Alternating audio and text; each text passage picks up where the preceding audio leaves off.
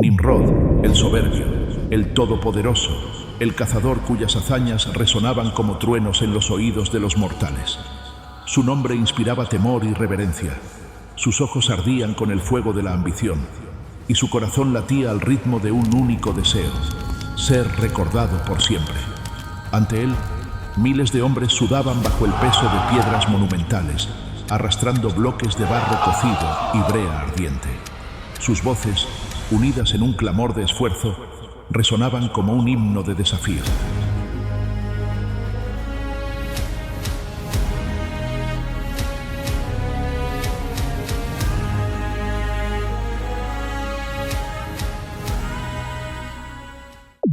La Torre de Babel, una construcción que arañaría los cielos y desafiaría al mismísimo Dios. «Más alto», rugió Nimrod, alzando su cetro de ébano y oro. «Que ninguna altura nos sea inalcanzable». El viento llevó sus palabras como una maldición, y los hombres obedecieron, temblando ante su furia.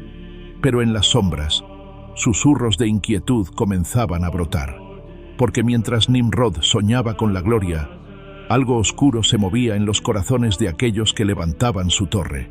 Los ladrillos se apilaban, la torre crecía, pero el aire olía a tempestad. Entre los trabajadores, un murmullo se extendía como veneno. «¿Por qué levantamos esta torre?», preguntó un joven albañil, sus manos callosas temblorosas por el cansancio. «¿Acaso no es suficiente con lo que la tierra nos da?». Un anciano de barba gris miró hacia la cima, donde Nimrod observaba desde su trono provisional, rodeado de guerreros y sacerdotes. «No construimos para honrar a los dioses», susurró, «sino para desafiarlos, y eso siempre termina en sangre». Mientras tanto, en las alturas, Nimrod no veía dudas, solo obstáculos. Con un gesto, llamó a su hechicero principal, Zared, un hombre de ojos amarillos y labios sellados con runas oscuras. «Los débiles dudan», gruñó Nimrod. «Haz que recuerden por qué temen». Zared asintió y extendió sus manos. Esa noche, bajo una luna roja, 3 hombres que habían hablado contra el rey fueron arrastrados hasta la base de la torre. Sus gritos se ahogaron en brea ardiente, convirtiéndose en ladrillos vivos para la construcción.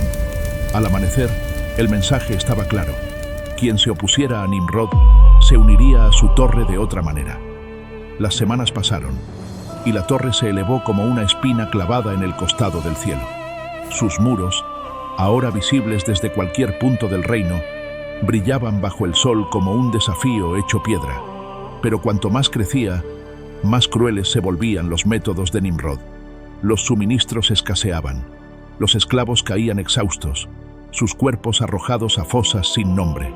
Las mujeres y los niños eran obligados a trabajar, sus lamentos ahogados por el estruendo de los martillos. Hasta los nobles comenzaron a inquietarse. «Mi rey», osó decir Ramés, comandante de los ejércitos, «los hombres murmuran que la torre atrae maldiciones. Las cosechas se pudren en los campos. Los pozos». Nimrod lo interrumpió con un golpe de su cetro en el suelo, haciendo temblar el piso de mármol. «Las maldiciones son para los débiles», rugió. «¿Acaso temes a los dioses que nunca respondieron a tus ruegos? Yo soy quien da órdenes aquí. Yo soy quien decide qué es posible». Esa misma noche, Ramés desapareció. Al día siguiente, su armadura, vacía pero aún manchada de sangre, fue colgada en lo más alto de la torre como advertencia. Nimrod observaba desde lo alto de su fortaleza, vestido con un manto escarlata bordado en oro. Su mirada se perdía en el horizonte. Allí donde el firmamento comenzaba, él ya veía el fin de los dioses. «¿No es esta la señal de nuestra eternidad?», preguntaba a sus generales. «¿No será recordado mi nombre más allá de los siglos, más allá de los tronos celestes?». Y sin embargo, algo cambió. Los pájaros empezaron a volar en círculos, desorientados. El viento, que antes era cálido y dócil, ahora traía voces extrañas, ecos, murmullos en lenguas que ningún hombre reconocía. El cielo ya no callaba, y tampoco aprobaba.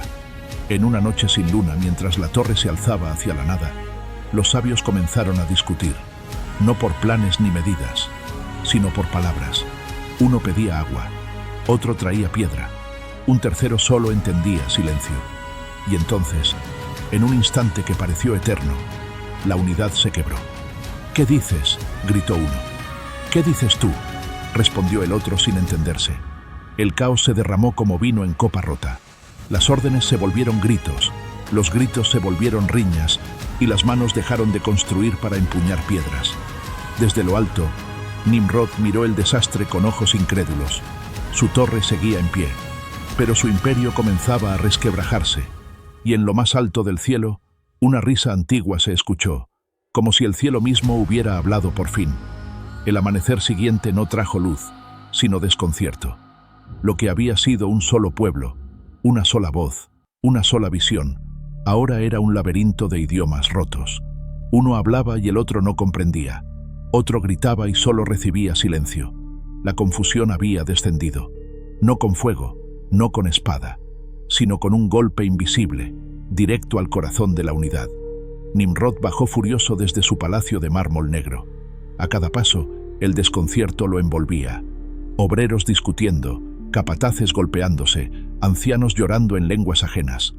Ordenó silencio. Nadie obedeció. Ordenó castigo. Nadie entendió.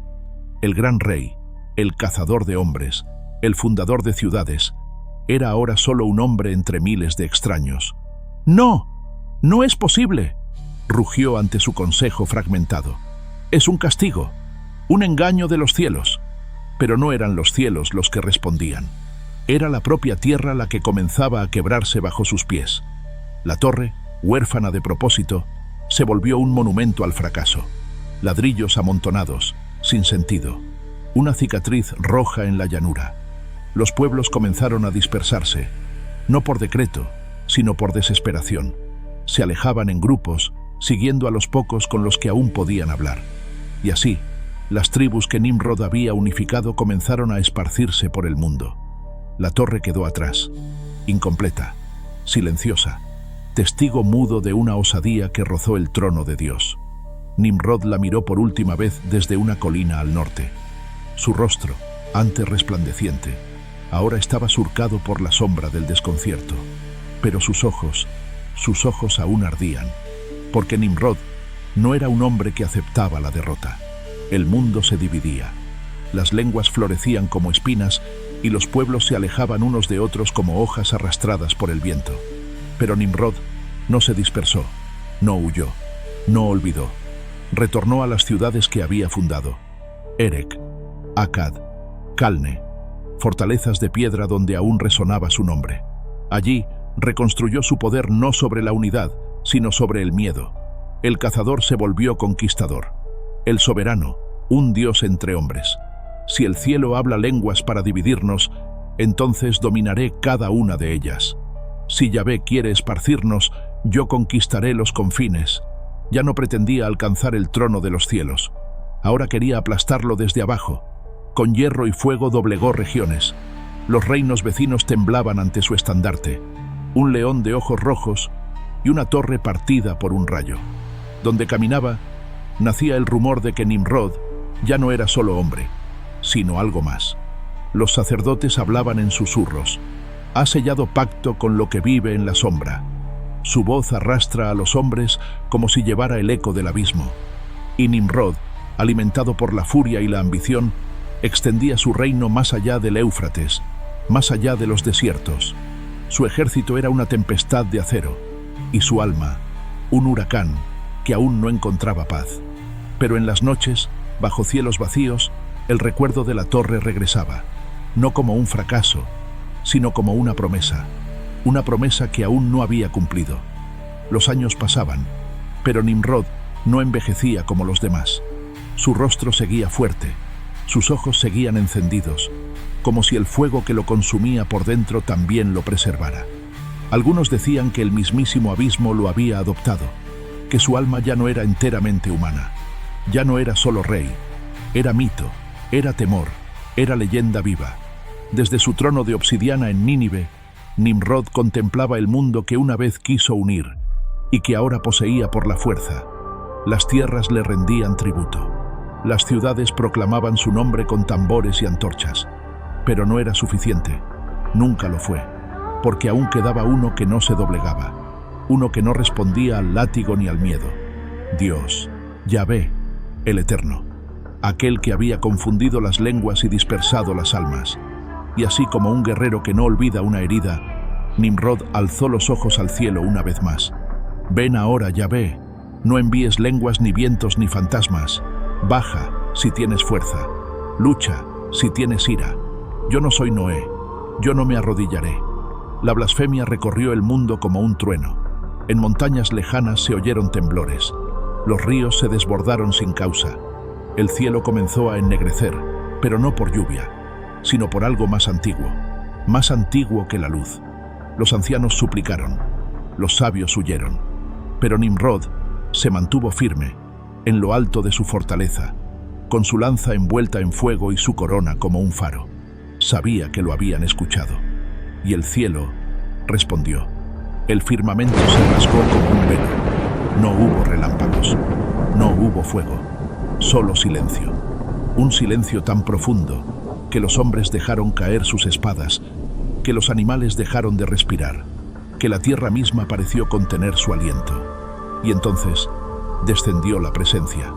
No tenía forma, no tenía rostro. Era como si el mismo tiempo se hubiera encarnado. Un poder que no podía mirarse sin ser deshecho, sin ser reducido al polvo de donde el hombre fue formado. Nimrod no tembló, se adelantó, solo, mientras su ejército caía postrado sin entender por qué. Caminó con paso firme, con la lanza en mano y el pecho descubierto, como si el corazón ardiera con la fuerza de 1000 soles. ¿Eres tú?, susurró al cielo abierto. ¿Eres ese a quien llaman Yahvé, el que reina desde las nubes pero teme descender? No hubo palabras, no hubo voz, pero el poder lo envolvió, no con furia, con verdad. En un instante, Nimrod vio todo, desde la creación hasta el polvo que se ocultaba bajo sus uñas. Vio el primer aliento del hombre, vio la serpiente en el Edén, vio las aguas del diluvio y el pacto del arco. Y se vio a sí mismo, pequeño, frágil, una chispa que quiso ser sol. Cayó de rodillas, no por miedo, sino por comprensión. Él no era Dios, y nunca lo sería. El suelo se abrió, no por castigo, sino por justicia. Las sombras que lo seguían lo devoraron. Su lanza se quebró, su corona cayó, y antes de ser tragado por la tierra, Nimrod lanzó una última mirada al cielo, sin odio, solo con fuego, y entonces desapareció. Los días pasaron, y luego los años, y luego las generaciones. Las lenguas siguieron divididas. Los pueblos crecieron, se multiplicaron, olvidaron la torre, pero no olvidaron a Nimrod. Algunos lo llamaron rebelde, otros salvador. Algunos lo acusaron de soberbia, otros lo elevaron como Dios. Pero todos coincidieron en algo. Él fue el primero en unir reinos, el primero en desafiar el cielo, el primero en buscar la eternidad con manos humanas. La torre de Babel quedó atrás, desgastada por el tiempo, comida por los vientos, pero sus ruinas aún susurraban su nombre en cada grieta, y por más que las lenguas se confundieran, la historia de Nimrod sobrevivió. No fue por amor, no fue por gloria, fue porque en lo profundo de cada hombre arde la misma chispa, el deseo de trascender, de alzarse, de ser más. Y aunque el cielo ganó esa batalla, el eco de Nimrod no murió. Sigue en cada imperio que se alza, en cada torre que toca las nubes, en cada hombre que mira al firmamento y se pregunta si acaso no puede conquistarlo también.